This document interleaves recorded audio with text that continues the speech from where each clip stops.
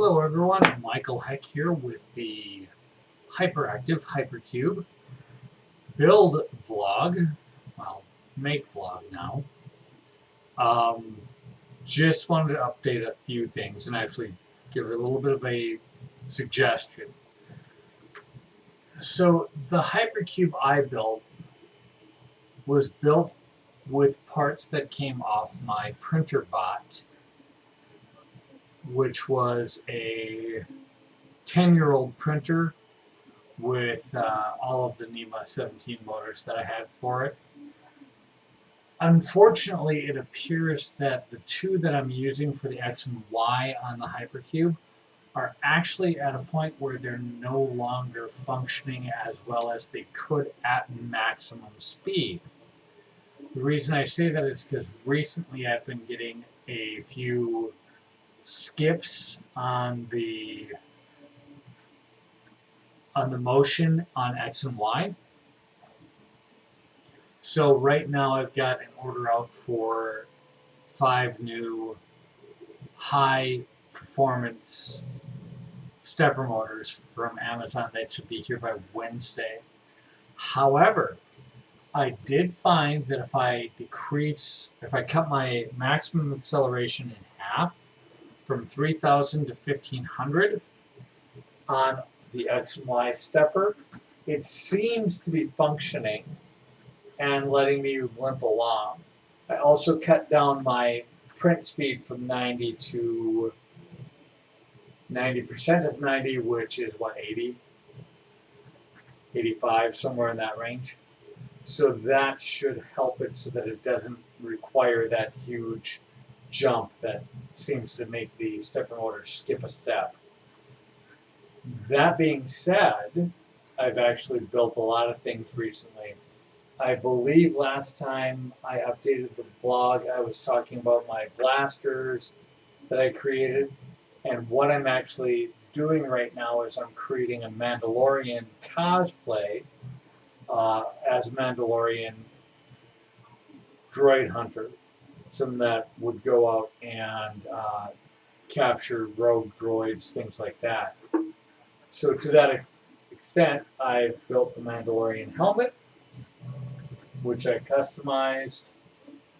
Thank you to our friends on Thingiverse, The Broken Nerd, for the cheap parts of this helmet. Everything else is stuff that I put together and did that in Tinkercad. If you haven't played with that, I strongly recommend it, especially if you're doing things that are very simple geometric or mechanical shapes. The other thing that I've gotten done is my right shoulder pauldron, which has an IG88 on there. I'm going to put a couple holes with my soldering iron near that eye point right there to make it more recognizable as an IG88. I have one gauntlet completely finished, and I'm going to work on the other gauntlet. I'm not certain which one I'm going to do. I might do Whistling Birds, but I've got a Death Watch for my left hand.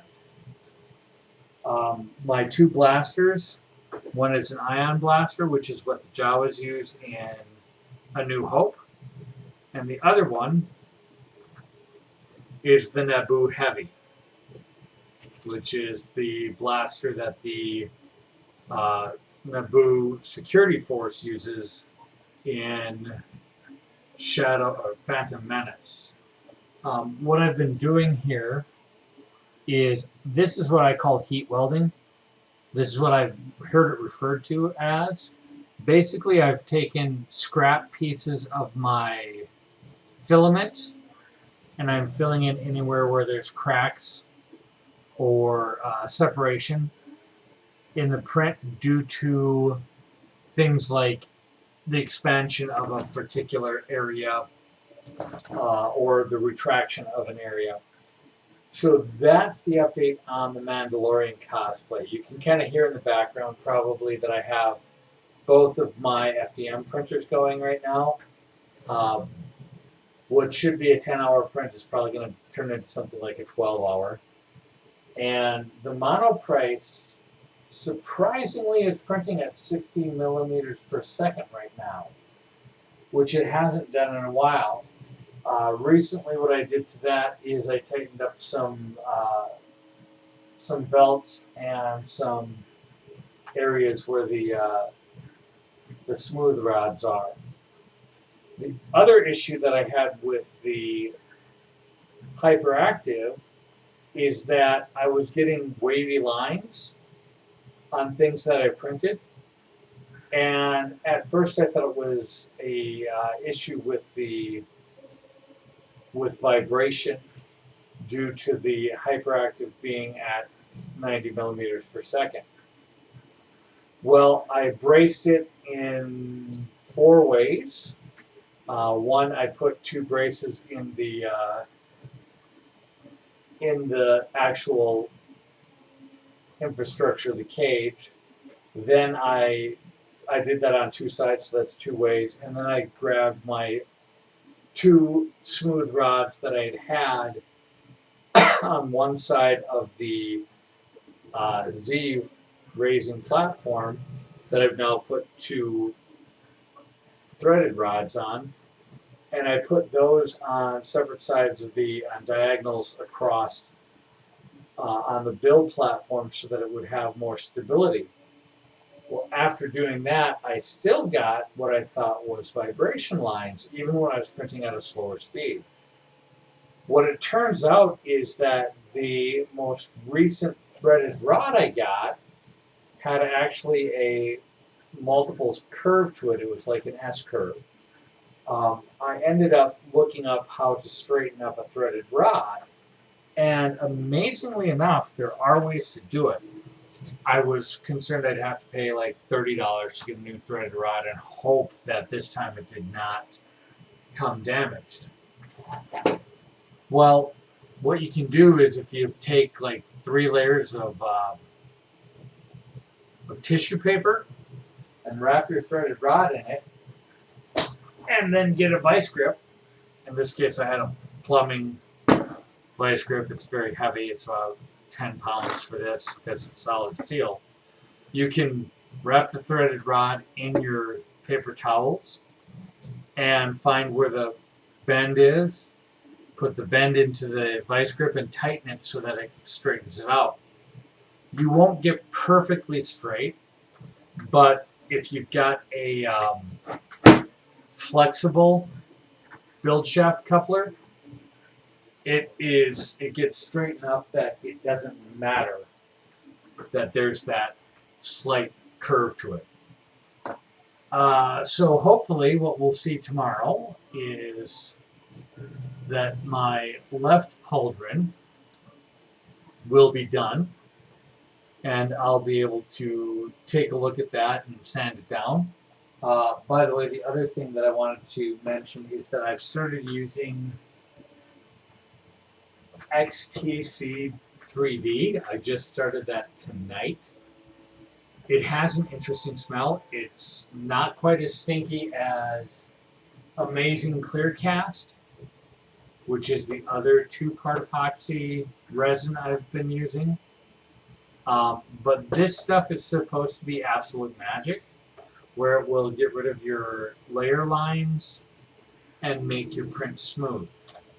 I'm hoping that that actually works that way so that I can go ahead and get the blaster, the helmet, the bracers, and all the rest of the armor that I'm printing to be smooth and make my cosplay fantastic. The final thing that I've been doing is the family and I are planning a trip to Walt Disney World in October. And thanks to a few folks on Thingiverse, and I'm sorry I don't remember their names, just search for blank ears and a few other things there, and you can find a way to make these. There's that interchangeable ear design that I talked about earlier. So now I have Vision, I have Scarlet Witch, because they don't do Marvel ones that often. I have my Doctor Strange Eye of Agamotto, Doctor Strange Shield Spell, Jedi, Rebel Alliance, and of course, my favorite, Iron Man and Arc Reactor. Those are going to be a lot of fun when we finally do go to Disney World this year, and hopefully the kids will appreciate them as well. As always, please feel free to like, subscribe, put any suggestions on what you want to see me try to build in the comments below. And stay safe, stay healthy. We will talk with you all later. Have a great day.